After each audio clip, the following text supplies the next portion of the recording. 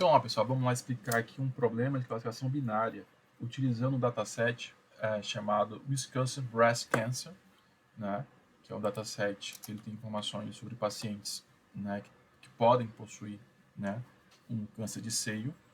E a ideia aqui é que a gente possa mostrar alguns conceitos que a gente utiliza para fazer essa classificação binária, né, que só tem a saída do dataset só tem duas opções, né, se tem ou não tem, né, a doença. Então a gente vai mostrar como é que a gente constrói isso no Keras. E aí vamos mostrar também uma ferramenta chamada ROC, que é Receive Operating Characteristic, que ela vai permitir que a gente faça uma avaliação da qualidade, né, desse modelo, né, em classificar, né. Então, se a gente tivesse um modelo perfeito, né, que conseguisse diferenciar de maneira perfeita as duas categorias, né, vamos dizer assim, que o teste deu positivo ou deu negativo, então não precisaria ter o ROC, né, que o meu modelo seria perfeito. Mas como a gente, quando realiza o teste, há uma sobreposição em relação aos resultados, então eu posso ter um resultado que ele seja verdadeiramente positivo, né, ou seja, a pessoa possui a doença e o teste, o modelo identificou que ela possui a doença. Eu posso ter um falso positivo, que seria o caso que a pessoa não possui a doença, mas o teste diz que ela tem a doença. Então, e eu posso ter um caso de um falso negativo, né? Que é o caso que a pessoa possui a doença e o teste diz que não, ela não possui a doença. E um negativo verdadeiro, né? Verdadeiramente negativo, né? Que a pessoa não possui a doença e o teste acerta, tá? Então, essas quatro, né, possibilidades aí, elas acontecem porque existe uma sobreposição entre, né, as distribuições de testes positivos e testes negativos. Então, o nosso modelo ele não consegue distinguir, né, com perfeição. Se ele distinguisse com perfeição, não teria esse problema. Não existiriam falsos positivos nem falsos negativos. E o ROC é uma ferramenta que permite que a gente faça, né? A gente verifica o quão bem o nosso modelo distingue entre as categorias, né? Isso no modelo de classificação binária, né? E aí você tem alguns conceitos, né? Tem o conceito de sensitividade, né? Que seria a razão entre os testes verdadeiramente positivos divididos pela soma dos testes positivos mais os falsos negativos, né?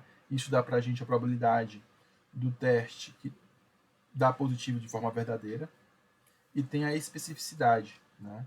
Que dá para a gente a probabilidade do teste negativo verdadeiramente, que seria os negativos verdadeiros divididos pelos falsos positivos mais os negativos verdadeiros, né? Então, basicamente, a sensitividade, qual a probabilidade, dado um teste do positivo, qual a probabilidade de realmente ser positivo. E na especificidade, dado um teste do negativo, qual é a probabilidade real da pessoa realmente não ter a doença, né? E a gente vai ver que esses dois conceitos se relacionam com o ROC. Vou mostrar o código logo e depois a gente vai comentando. Então, aqui no início, ele importa as bibliotecas, tá?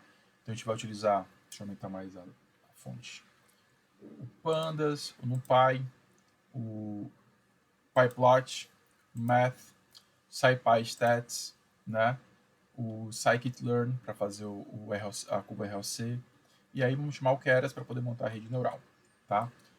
Eu vou pular essa parte aqui, que tem algumas funções que a gente construiu para fazer, né, construir o gráfico do RLC e construir um gráfico, vou mostrar para vocês a sensibilidade versus a especificidade, mas eu vou focar logo aqui no código que faz tanto o tratamento do dataset, quanto faz a nossa rede neural. Então, para poder ler o dataset, a gente usa essa função do Pandas, né, readCSV. Então, o dataset é um dataset tabular, uma planilhazinha.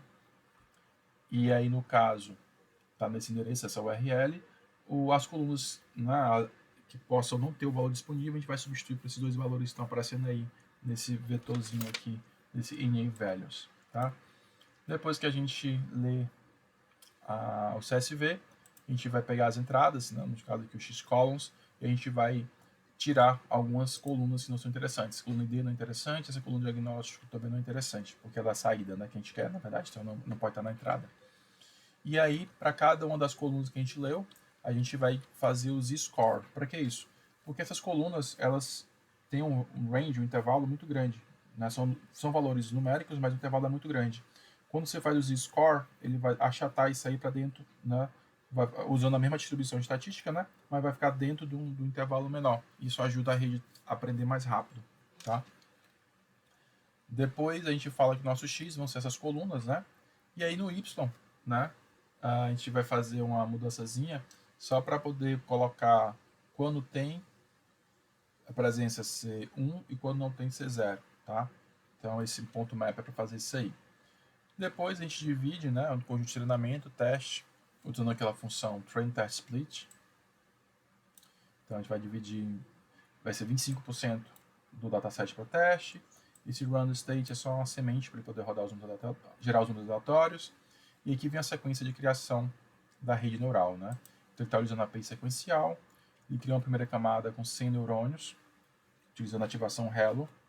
E aqui tem um parâmetro novo que não tinha antes, nos outros exemplos, que é esse kernel initializer, né?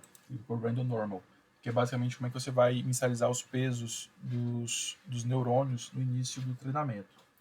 E aí ele depois faz uma segunda camada com 50 neurônios, função de ativação Hello, a mesma questão lá do inicialização do kernel, uma segunda camada oculta com 25 neurônios, né?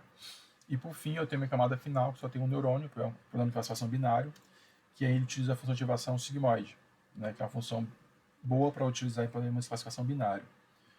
A gente compila, né? O loss vai ser calculado com binary cross entropy, otimizador Eden, a gente vai na métrica a acurácia. E aí a gente vai colocar aqui um early stopping, só para não passar muito tempo treinando a rede, né? Então, a ideia de quando ele atingir um certo valor de mínimo na validação, né, que ele estacionar, não decrementar mais, a gente já para e recupera o melhor treinamento. E aqui a gente faz o treinamento, né, passando o X treinamento, o seu treinamento, os dados de validação, e o callback é o monitor, né, que vai ser o nosso early stopping, verbose 2, 1000 épocas. E depois que a gente faz o treinamento, a gente calcula aqui a predição com o X de teste, né. A gente vai usar essa predição aqui para poder calcular a curva ROC, né. Então vamos rodar aqui só para ver o que ele gera. Ele vai gerar aqui duas curvas para a gente, né. Então ele começa a treinar. Estou treinando aqui. Eu vou colocar aqui na tela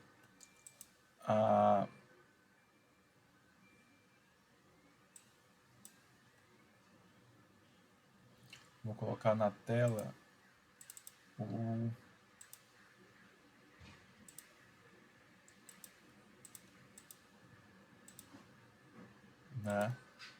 o que ele achou, tá? Então aí eu tenho essa curvinha aqui, só para mostrar para a gente, né? Eu tenho uma classe negativa, classe positiva. A gente está simbolizando aqui, representando como duas distribuições normais. Então você vê que há uma interseção entre elas, tá? E essa interseção pode ser maior ou menor, e dependendo de quanto for essa interseção, eu posso ter mais falsos positivos ou mais falsos negativos, tá? Só isso. E aqui ele vai gerar para a gente a curva ROC, que é essa curva aqui. Então essa curva, eu tenho no X a minha taxa de falsos positivos, que seria 1 menos a minha especificidade.